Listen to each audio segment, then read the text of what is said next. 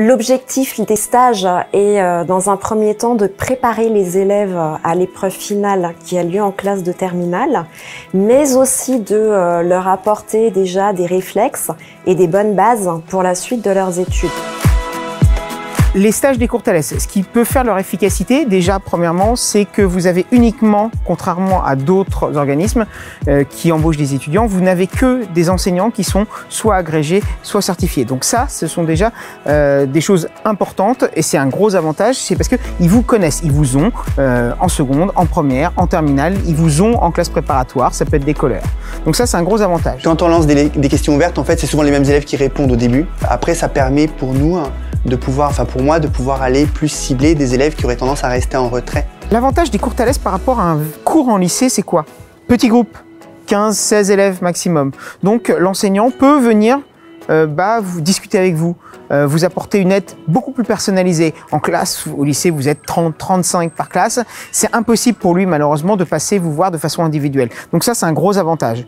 C'est l'ambiance est un petit peu plus cool aussi. C'est pendant les vacances, donc le prof est pas là pour sanctionner aussi. Il est là pour vous accompagner. Voilà, donc c'est une ambiance un petit peu plus sereine qu'en classe classique. En tant qu'enseignant, ça nous permet vraiment de se consacrer à chacun, surtout lors d'exercices donc donnés après avoir justement rappelé une leçon. On passe donc dans les rangs et on essaye de voir quelles sont les difficultés, on leur pose des questions.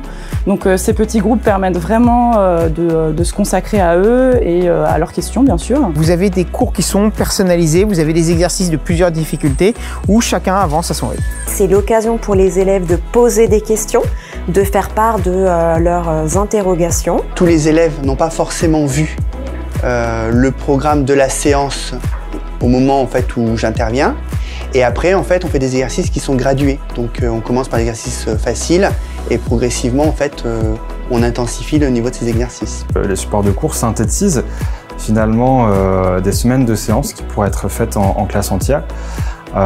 Globalement, on adopte une pédagogie très active, c'est-à-dire qu'on met les élèves face à des situations où ils peuvent tout simplement apprendre et mettre en pratique les notions qui sont délivrées dans les supports de cours. En une semaine, sur un support, on va revoir un genre littéraire qui nous permet vraiment de voir où ils en sont eux aussi et de leur dire voilà, qu'est-ce qu'il faut retenir absolument pour le baccalauréat concernant l'argumentation, le théâtre, la poésie, le récit.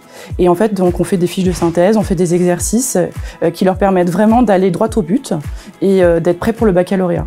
On peut avoir aussi un petit peu de recul par rapport au programme. Par exemple, dans les stages, on n'a pas d'évaluation qui peuvent finalement stresser les élèves. L'organisation des stages permet aussi de balayer des notions beaucoup plus larges et donc aux élèves de prendre un petit peu de recul. C'est l'occasion de faire la jonction entre un dépassement de programme sur une notion particulière et aussi d'enrichir ça avec des outils mathématiques dont on ne voit pas forcément le développement pile dans l'année de terminale.